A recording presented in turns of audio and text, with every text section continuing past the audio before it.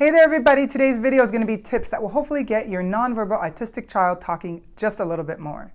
My name's Kayla, I have an 8-year-old son with autism, and I created this channel as a space for families to come together, share their resources, and help improve the lives of families living with autism. So welcome to our channel. Approximately 40% of kids with autism are nonverbal. I know that creates a lot of sort of frustration and anger within families. I know because I've been there. When Shane wasn't able to communicate, I was sad, I was angry, and I wanted to do everything I could to fix that situation. I wanted to make this video not to replace any form of therapy that you might be doing with your child, but more so to just share from parent to parent what worked for me and what I know has worked for other people. Just because your child might be nonverbal does not mean they're not communicating at all. So use their nonverbal communication to create verbal communication. What I mean by that is if your child is constantly putting their hand to their mouth when they're hungry, or if they're pointing at the snack cupboard when they're hungry, then use verbal communication with them when they do that. If they put their hand to their mouth because they're hungry, you say, "Oh, are you hungry? Is that why you're putting your hand to your mouth?" Or if they're constantly going to the fridge and grabbing a bottle of water, you say to them, "Oh, are you getting a bottle of water because you're thirsty?" Attaching words to their nonverbal communication will eventually make it so that your child can connect the two and be able to hopefully one day use those words, and eventually those words will hopefully be able to become sentences. When Shane was about 3 is when I really started to notice that his language was severely delayed. And at that time, I decided that I was just going to talk in hopes that he was listening and would eventually start to talk. And guess what? It worked. I would talk about everything. I would use simple, easy sentences that I thought that he could begin to understand and hopefully begin to start to use. So I'll give you an example of how I would just talk randomly.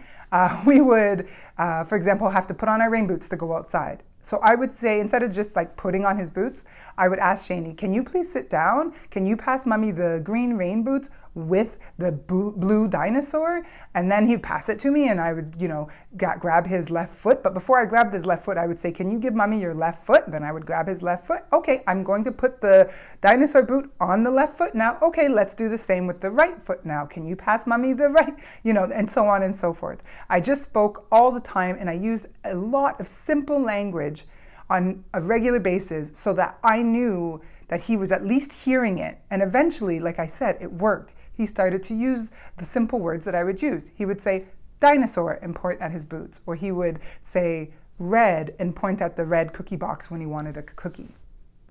I know it can be incredibly difficult to have a conversation with somebody who's not responding. I live that every day with Shane. As much as his language has come so far since he was first diagnosed, he still does not have back and forth conversation at 8 years old. But that doesn't stop me from including him in every single conversation. So for example, if we're sitting around the dinner table and we're talking about our days, I always ask Shaney how his day was. In the beginning he wouldn't even answer anything or even look at me for that matter. But now he'll answer with, 2, maybe 3-word sentences.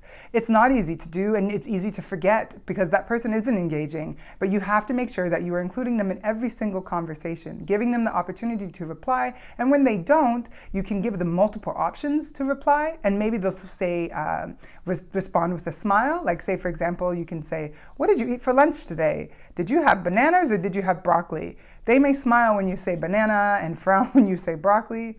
And whatever form of communication they do give you back, whether it's verbal or nonverbal or it's just an expression on their face, let them know that you understood that enthusiastically and that you want to encourage them to do that more. Create fun opportunities for your child to engage and learn about communicating. The best way to do this, and probably the most easy and effective way to do it, is through play.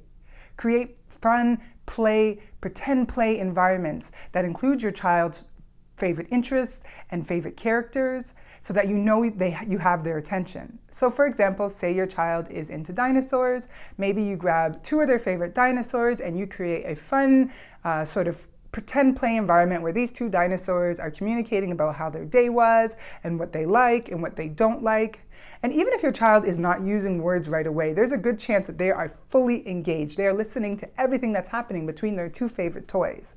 That way, even if they're not saying anything, you know that they're taking in this information. And eventually, it is very likely that they are going to output some of this information because they want to play. They want to be more engaged with their favorite characters. Whenever you're creating these fun and interesting play environments for your child to learn, just make sure there are no outside distractions and that your child is able to see what you are doing, both verbally in your mouth area, but also with your hands physically. That way they're getting all the different forms of communication at once, and it gives them a better chance to learn more quickly and to be able to eventually use these forms of communication. More and more we get to know our child and their limitations and their wants and their needs, it becomes easier for us to sort of fill in the gaps to make sure that they're getting everything that they want and need. But please, when you are talking with your child and trying to get them to engage and communicate more, be patient and just sort of stand back a little bit. Give them the opportunity to fill in the gap. It may take them a while to figure out the word red box or I want. But if you're always asking them or telling them what they want, they're not going to do it because it's a lot easier to let mom or dad do it. That's just the reality. So be patient, be understanding, give them the opportunity to let you know what it is they want, no matter how long it takes them.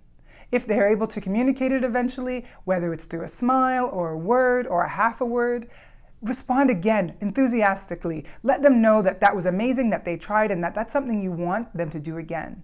If they don't respond, that's okay too. Eventually, you're going to help them and you're going to give them the answer that they need. Giving them the answer will eventually allow them to use the answer on their own. From the beginning of speech therapy, I always attended Shane's sessions with him. I wanted to be in the room, and I found that as much as speech therapy was highly beneficial, what I learned while in the sessions was even more beneficial. I could take the information that I was learning there and my notes home with me, and then I would implement these things in regular everyday scenarios with me and Shane. So for example, I remember he struggled with on and in, those sort of words. And when I would give him his breakfast in the morning, I would say, oh wow, here, I'm gonna put your orange juice on the table, or I will put your backpack inside the car now, that sort of thing. And it allowed him to get even more of that stuff he was learning in speech therapy, but really beneficially in an everyday, easy, no pressure environment. It was highly beneficial, so I cannot stress enough. Attend the speech therapy sessions. If your child is learning from an app, look at the app with them and allow yourself to take notes mentally, or for me, I actually wrote stuff down quite a bit so that you can utilize that stuff in every single day situations. The best way to help your child find their voice is to give them the tools to do so. Be patient, be understanding, but most importantly, don't put a lot of pressure on yourself or your child. It will come eventually, but allow them to learn about communicating on their own time at their own pace. I hope this video will be a big help for you and your child. If you liked it, give it a thumbs up, or better yet, share it with somebody that you think it could help also. Thank you so much for watching, and I hope to see you soon.